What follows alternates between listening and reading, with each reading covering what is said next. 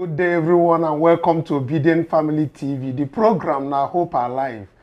Yes, Hope Day for those that believe that a new Nigeria is possible. Today, we woke up with a very sounding news, a jubilation going in Labour Party's way as the national chairman, Julius Abure, has been released by the police after intense basbos and also coming from our own principal, His Excellency Peter Obi, who reacted to the police humiliation on not just the Abure but the citizens. The national chairman of the Labour Party, Julius Abure, who was arrested yesterday in Benin City, in Edo State capital, by the operatives of Zone 5 Police Headquarters, has been granted bail as at this morning 2 a.m. Our report gathered that the arrest was as a result of a petition forwarded to the zone from the Office of the Inspector General of Police in Abuja. So Abuja knew that they need to arrest him at the eve of Labour Party's primary. What a humiliation coming from the APC. They have tried all manner of things to do and they couldn't find ways. They came on embezzlement. They came in several ways. The Apapa-led faction and all of this. But still, they went. But Peter Obi has reacted vehemently to that, and according to him, the humiliation that the police are subjecting citizens to is just too much. So we'll be looking at what Julius Abure said this morning, and we'll be looking at the reaction coming from Peter Obi and the hierarchy of the Labour Party. Not be only me go talk these things, I get Divine for studio. Thank you for joining us on this beautiful day. So glad to have you. Yes, as you they join us now, I beg make you like and share the video so that other obedience go know what in they happen. They need to know. All well-meaning Nigerians need to be following up on what is happening in Nigeria because a lot is actually happening. But as we start, let's start with what Peter Obi said on his X handle. A lot of things that he spoke about the police humiliation, brutalization, and all of that. Let's start with that before we get to the reaction of other people and the meetings that are ongoing as we speak. So His Excellency Peter Obi said, like many Nigerians, I observed the distasteful national television news reports detailing the humiliating arrest of the national chairman of the Labour Party, Barrister Julius Abure, earlier today in Benin City, Edo State. Throughout my role as a private individual, public figure, governor, and presidential candidate, I consistently advocated for the paramount importance of upholding the rule of law in any sane society. I firmly believe that as citizens, we are all duty-bound, irrespective of our status in society, to respond to invitations from properly constituted authority. My stance on this matter remains unwavering, but does not explain watching distressing image of our national chairman lying on the ground in the name of arrest. This act is undesirable, demeaning, and unequivocally intolerable, and must be condemned by any decent and civilized mind within the context of our present civic landscape in Nigeria. These deplorable actions epitomize the pinnacle of rascality and serve to egregiously tarnish the already regrettable perception of our nation as one plagued by lawlessness. Our present civic landscape in Nigeria. These deplorable actions epitomize the pinnacle of rascality and serve to egregiously tarnish the already regrettable, decent, and civilized mind, perceptions, and all and so on. We can go to Peter Obi's X account, formerly Twitter, to actually see the reactions as people react. So coming back to you, Divine, as you can see, His Excellency has spoke. I talked about humiliation, about police brutality, and the way that the Labour Party chairman was just lying on the floor. And we had the spokesman of the police coming out to state that he was actually not on the floor or on the ground or something like that, defending himself last night before that particular release or the bail that they granted him. But before you react to that, let's take a listen to what the police has to say and what the party chieftains have to say at the scene of that very incident before we go into the discussion. Let's take a listen to what transpired, the police had to say. Gentlemen of the press, I wish to confirm the arrest of the factional chairman of the Labour Party of Nigeria, Mr. Julius Abure, and I think 3 or 4 others. This has to do with a petition, a written petition that was endorsed to the AIG Zone 5 Benin from the Office of the Inspector General of Police in the case of attempted murder, conspiracy, grievous harm, and so I think some other related offences. So based on that petition, he was arrested and investigation is ongoing. He was just arrested today. Investigation is ongoing. I think we also recovered some, they were also in possession of a firearm, I think a shotgun and 3 rounds of live ammunition. So investigation is ongoing. He was just arrested today. So more details will be provided as investigation continues. There are reports that men of the Nigerian police beat him up. How true is that? It's untrue. We cannot beat the factional chairman. Yeah, that video clip is not true. It was on the ground because some, I think whether is it policemen or some people were attached to him. They tried to prevent the police from carrying out a lawful arrest. The police has powers to carry out a lawful arrest, and some people try to prevent the police from doing that. And they told him to sit on the ground. We will not. Well, we are civilized beings. We don't need to assault somebody that wants to invite to our office to hear his own side of the story. There are allegations against him. Attempted murder. There were video clips, recordings of the petitioner being assaulted, being beaten when he came to Benin, I think last year, to conduct a world something. And there are videos of him being beaten. And based on that, he wrote to the Inspector General of Police. And the IGP in turn endorsed that petition to Zone 5 because Zone 5 is Benin. It's closer to where the offense was committed. And based on that petition, he was invited. So when we try to invite him to the station, people try to prevent his lawful arrest. And that's what caused that chaos. No policeman assaulted any. The chairman is there. If he's allowed, later if he's allowed to speak, I'm sure he will corroborate what I have just said. He was not assaulted. He was never beaten. Shame, what a shame to the Nigerian police. The police can see whether it's Momo or so what his name is, coming to say that Julius Abure was not on the floor, was forced to be on the floor by his own men. I mean, is something that we don't even understand how those things come to be. How can people who are actually going out with you that is meant to protect you ask you to sit on the floor, your own men? Obviously, we can understand clearly that Abuja were aware of this. Like he said, the petition was of last year. And since that very last year, Abuja, which is the headquarters of police, were aware. They didn't take that action in Abuja. They waited until he came to conduct a primary election that APC is strongly vying for, you understand? And then they victimize him.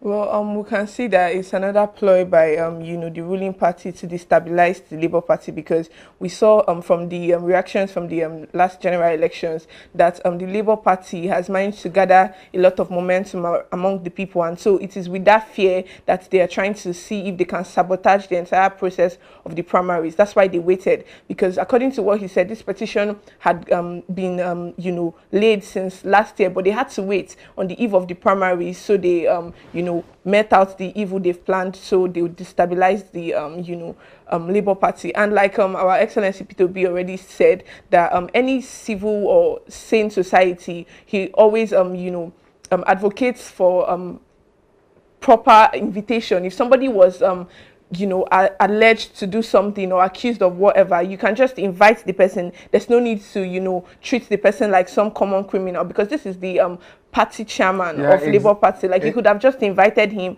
and we'll have a very civil conversation about the allegations that were meted out against him. But no, you just had to have your men treat him like a common criminal, and it is very demeaning in his own words. And if you suppose the normal process and procedure that police works really is, if they are giving you invitation, which you're supposed to come through Abuja, by the way, and you did not come, they can go ahead to publish it. You understand me? That you're wanted, as the case might be. But in this very case, you stop the man in a door, sat him on the floor and demean him. You understand? And again, saying that the person who had done that very petition since last year, the person was threatened and gone, was at no point did this man who is from the police state categorically that the chairman was actually involved, because there were about 4 people who were arrested. Even when the chairman spoke, he actually said that the other people are still there, which they are going to release them on bail. Let's even have a listen to him when he came out from the police detention and his reaction to the whole thing, and the whole people who were waiting for him to actually hear what the ordeal he went through the police. Let's take a listen from Abure, the chairman of Labour Party. Let's take a listen. Hey, how are you? I appreciate all of you for the solidarity, for the support, and for your commitment. Yes, sir. No struggle to liberate a country comes easy. Yes. Many countries of the world where freedom fighters have fought for the emancipation of the people. Freedom fighters suffer injustice, suffer persecution. Sure. And it is what is happening to me and my other colleagues since after the general election. After the general election, they have tried to instigate crisis in the party. They tried to bring false accusation against us. They have come to talk about forgery at the time. When it didn't work, they came with embezzlement. Any person that is aggrieved within the party, they go and instigate them to write petition and to make job. And the irony is that the police even act on those things. At the end of the day, they will discover that those things are false. National, Today, yesterday, we were making arrangements for the primaries, and of course the police swamped on us, arrested us over what I would not want to discuss now, because investigation is still going on. Sure. Bravo, Chairman! Therefore, I do not want to preempt them. Yes, in order. But I must state clearly that following several interventions, they have graciously released me on bail, except for the state chairman and the state youth leader. They have also promised that by the early hours of this morning, they will release them. So we are hoping that they will fulfill their promise and actually release them. Whatever is happening to me will not discourage me from this. Sure. We must continue to pursue the cause of the people. Sure. We must continue to fight for our people till we liberate them. I've said it and I will say it again. It is not capturing power that matters. It is what you do with power. Today APC is in power. Life has become more unbearable for the people. Yeah. Today, to finish the dollar is exchanging 1,900 for almost 2,000 naira. Fuel today is sold for 700 naira per liter. 720. There is even scarcity now, and it's likely that it's going to be increased. Inflation, even though it was double digits, it is now above 31%. Unemployment has increased. A bag of rice today is sold for 120,000 naira, and minimum wage is 30,000. You can see the paradox, you can see the irony. So Nigerians are in for very serious and difficult times. And Mr. President said something recently. He said Nigerians should continue to bear the loss. Yes. It is my prayer that Nigeria, not until Nigerians start eating themselves on the streets before they will realize that they need to do something about the country. Like I said, it's not capturing power that matters, it's what you do with power. That's true. You too, yeah? Oh yeah! Yes, so the humiliating arrest of the national chairman is out now, and you know, looking at the scenario, what transpired, you know, he came out and he's citing what happened and all of that, and he's not ready now to talk on the issues because of the investigation that is still going. But there's something that is very clear. The APC is very vindictive, and they are looking at all possible ways to see how they could be able to bring His Excellency Peter Obi down. But it's not going to work for them, you understand? Right. They could point to all the people by the sides. They've threatened Aisha, Comrade Aisha Yusufu. It seems not working for them, and they are using Labour Party as a vehicle. But they forgot one thing, and that is the fact that obedience are really a party of their own, you understand? And they cannot be pushed aside. Wherever His Excellency moves to, that they deem fit to, if they think they want to shut down LP, there must be another vehicle, like His Excellency says. And wherever he moves, we move with him, except his ideology changes, you understand? That is when obedience can actually say this. Okay, we have this from 99% oppressed, who says that obedient national chairman and the obedient candidates. There's a man without stand yesterday, a man without stand today, a man without stand tomorrow, and that man is Peter Obi. We stand by him as obedient and also all the well-meaning Nigerians will always be. And you can see he spoke up about this whole thing, and the police have to reason, not minding all what they said. There is something very appalling the way the national chairman of Labour Party was handled. Look at it from this perspective. APC national chairman, which happens to be Ganduje, the former governor of Kanu State. We knew when he was governor of Kanu State, they gave him dollar. There was not just a controversy, he was caught on the very act on dollar issues. You understand me? Yes. He couldn't have been either indicted or convicted as at that time because he has immunity. Yes. But now, he has finished his tenure as a governor and is made the national chairman of APC. Do you think that they would have, you know, come for his head right now that he is the chairman of APC? Well, obviously, he's the chairman of the ruling party, so of course he's like a sacred cow. So whatever goes on, whatever allegations that have been meted against him in the past, or whatever allegations that are, you know, hovering around him currently, will not be tried or even taken seriously because he's the chairman of the party of the day, or rather the government of the day, right? And so we've seen what happened, and we'll see what Julius Abure had to say about his audios in the hands of the police men, right? Because he mentioned something about since the general election, they've been, you know, trying their best to destabilize the party.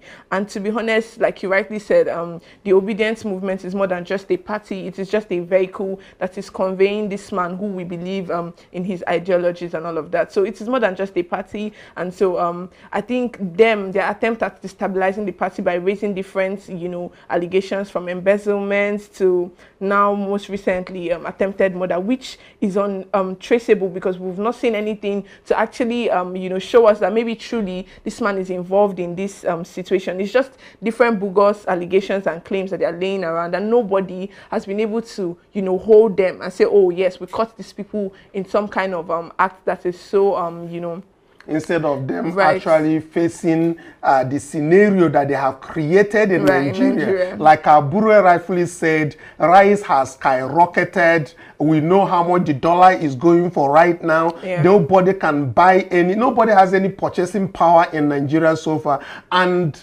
the civil society is just there talking about whether it's a strike or a protest. I don't even know which one they plan to do when the minimum wage still remains at 13 naira. 13 naira can't even buy you any 30,000.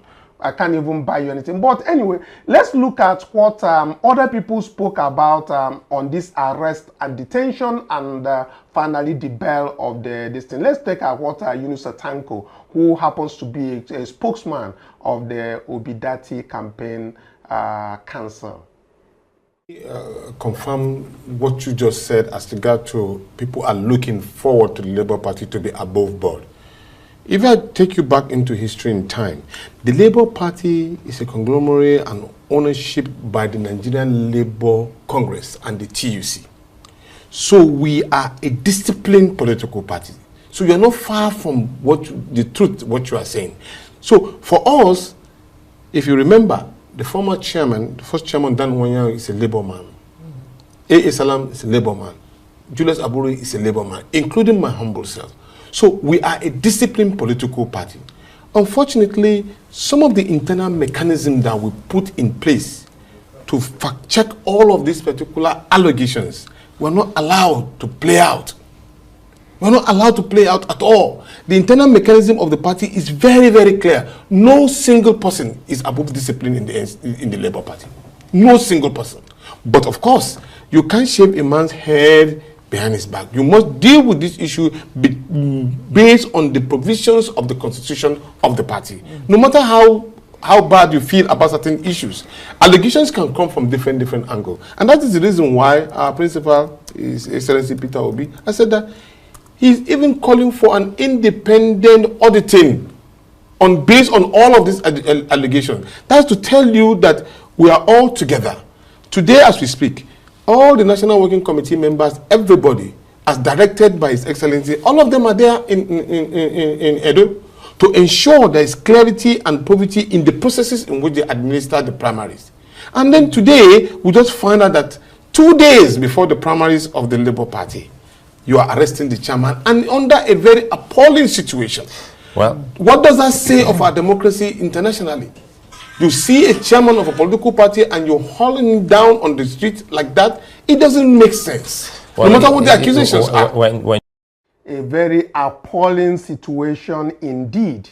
And looking at it again from not just on this very release, there are still about 3 people who are waiting to be released, which they are presumptively, from what they said, that they are going to be released this morning. But the police needs to come out to tell the Nigerian people on this very allegation, you understand? Right. If they said it has to do with an attempted murder, then we need to know who exactly has been assaulted or who alleged these very things. And the presumption of innocence needs to still be there, that the people who have been accused has not been found guilty, right. You know?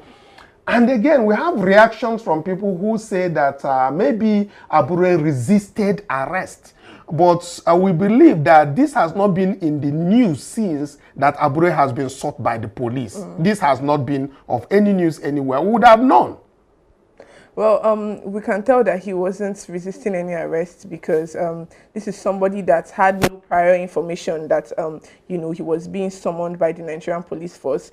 Like they have rightly said, this is just all a ploy to put some level of destabilization in the Labour Party, saying that they were preparing for the Edo State primaries yesterday. I see no reason why you cannot calmly invite him or summon him to your office and have a conversation with him about everything that you think or the allegations, because I mean was meant to be innocent until proven guilty, right? Exactly. But this is not the case. They're not giving him the same you know, freedom to at least be proven guilty by or tried by a court of law before they treat him like a common criminal.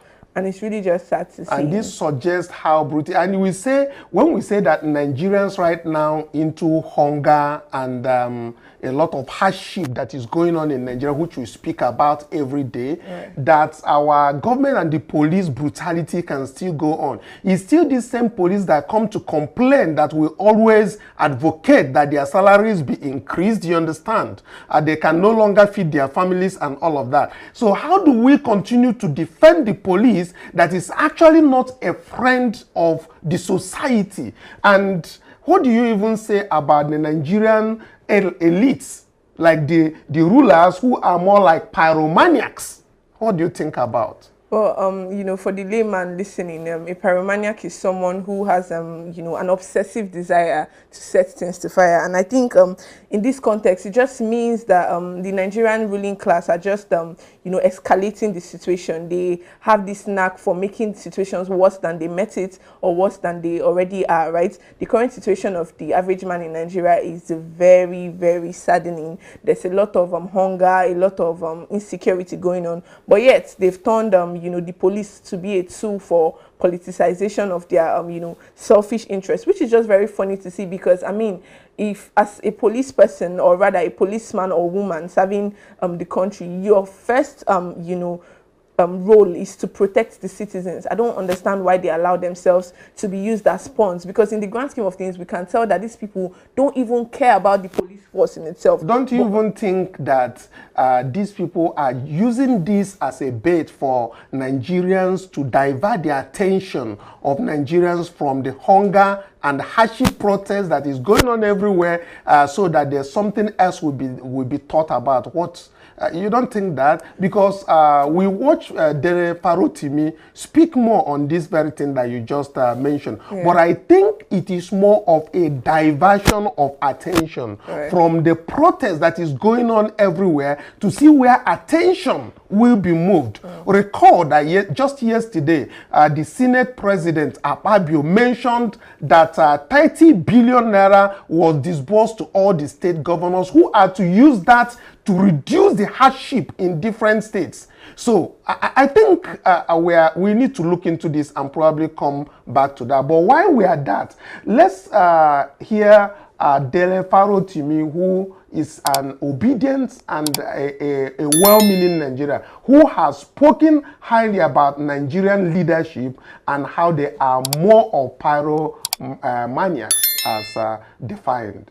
Let's take a listen to him. And before we go into that, please do not to forget, hit that button, like and share. That is what you can do for the Obedient Family TV on each day when we are live. Hit the button, like and share. And if you're just watching us for the first time, please do subscribe. That is what you can do for this new Nigeria that we are headed. We'll continue talking about all of this, and talking is really not cheap. Let's take a listen to Dele Farotimi. I think one of the biggest problems we have as a collective is a chronic inability to connect cause and effect. I remember sitting in this same chair.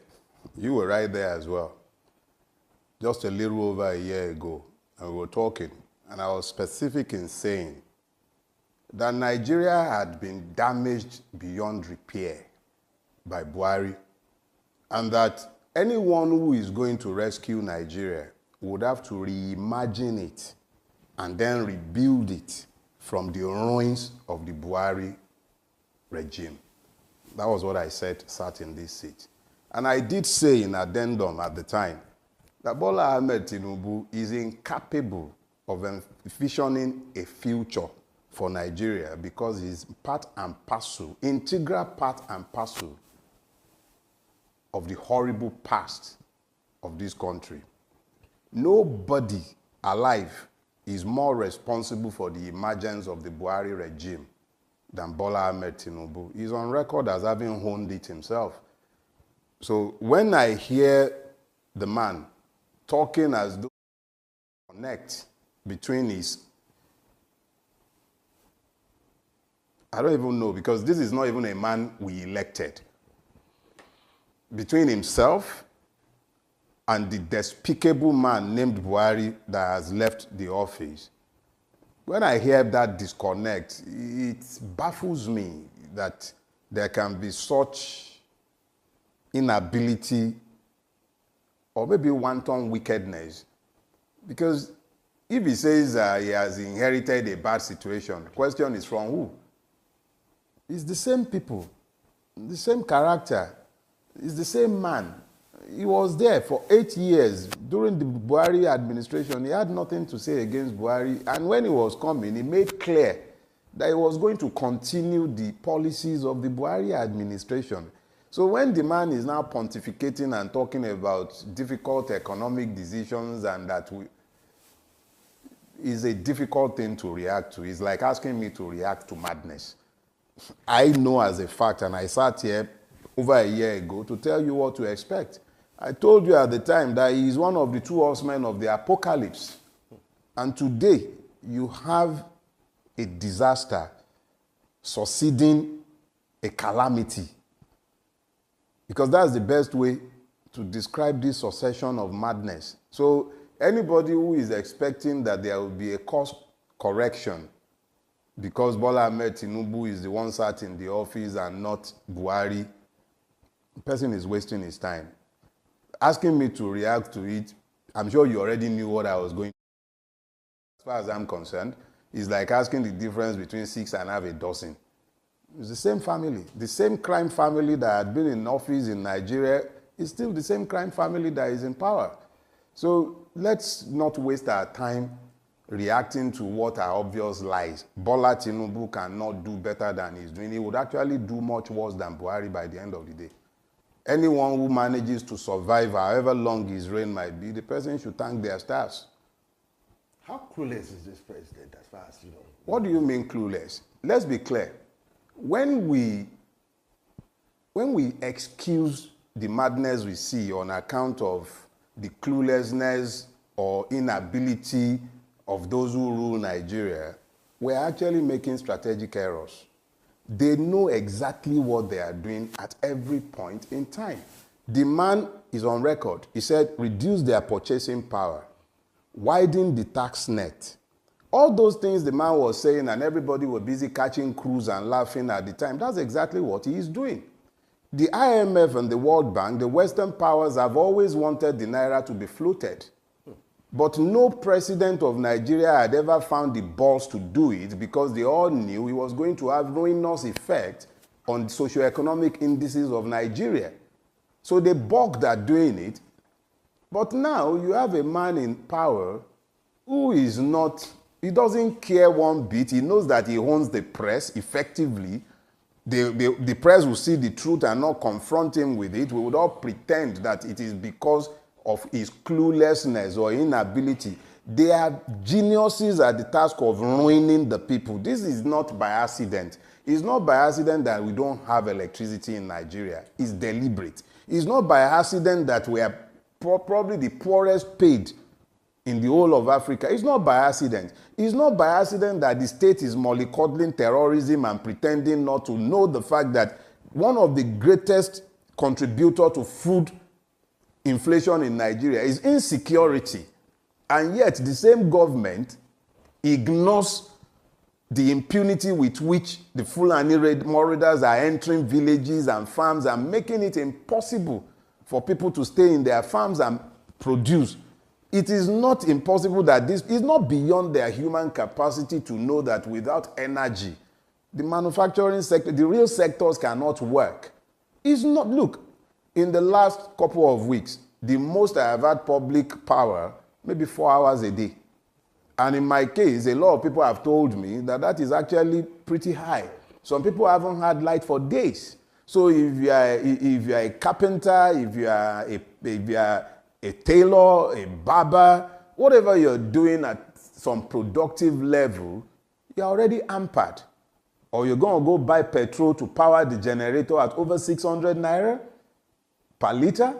The fact of the matter is that the ruination of the Nigerian people is not due to the imbecility of the ruiners. It is actually deliberate policies designed to make sure that the people are preoccupied with existential considerations and never able to question them, even as they destroy the country. So, consider the fact that you just said that this is quite a deliberate action. It is. How do you, and in one of the recent tweets you had actually said that if you thought it couldn't get any worse than this crooked disaster, Tinubu has come, the horseman of the apocalypse. And at some point in time, you actually stated that this is like incompetency meeting complicity.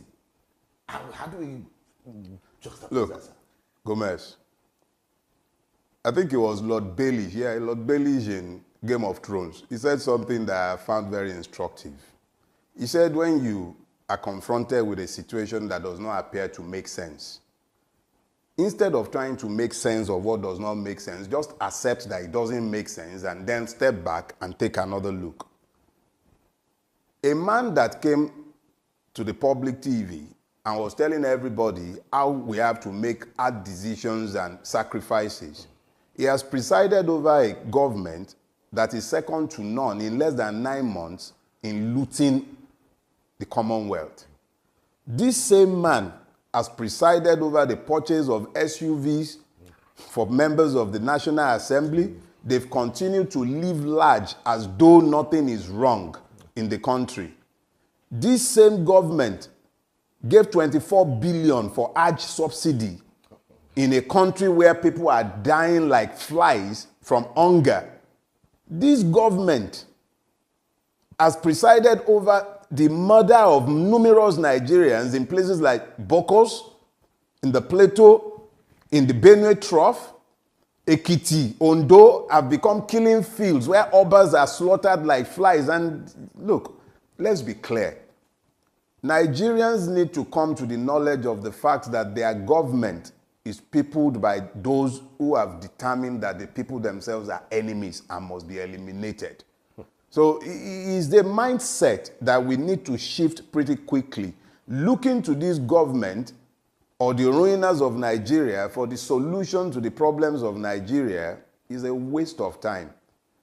As long as these same people remain in power, the Nigerian is an endangered species. There is no bottom for the Naira. It keeps crashing every day, even for products that are made in Nigeria.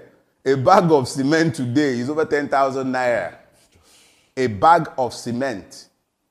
Let that sink in, and then let me begin to explain something. You're seeing pockets of protests here and there. I remember saying some years back that the Nigerian Revolution will start in northern Nigeria. I stand by what I said at the time. Now, how long it will take before the inevitable would happen, I don't know.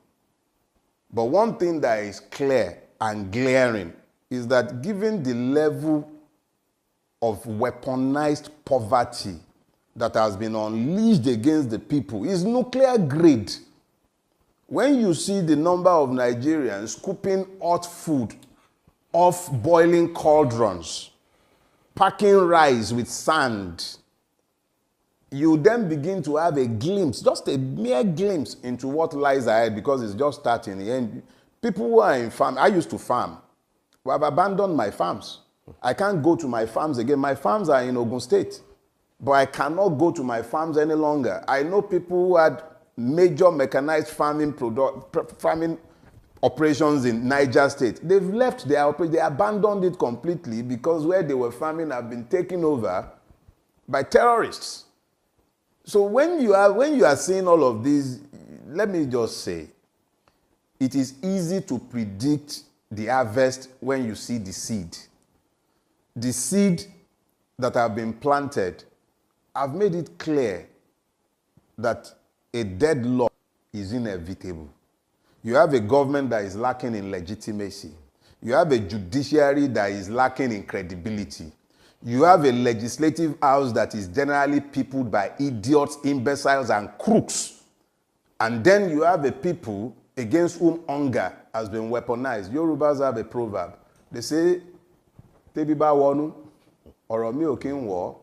When you translate that properly, what it actually says is that rationality ends where hunger begins. When you now have hunger unleashed against a wide swath of the population, what you will find eventually are gridlocks and chaos. My own preoccupation is to ensure that the Nigerian understand exactly who to blame for what is going on, so that he doesn't turn against his fellow victim. It is possible that you might have military adventurists coming in to cash in on the popular disaffection. But even those would inevitably be proxies and members of this ruining class. The reality is that we are gradually entering an unsustainable cycle where there is bound to be a gridlock. I am careful about what I speak to these days. That's why I've been largely quiet for some time, because I do not want to stand accused of being the one who incited a riot. I'm not interested in riots. Protests do not interest me. I am interested in a revolution that sweeps away this decadent order and hold it and every one of them to account. Let them account for the humongous stealings. Let them account for the evils they have done against the people. That interests me. Pockets of protest here and there, yeah. But they are merely, you know, when it's going to rain, you see flashes of lightning. You hear rumbles of thunder. There might even be a few scattered showers here and there.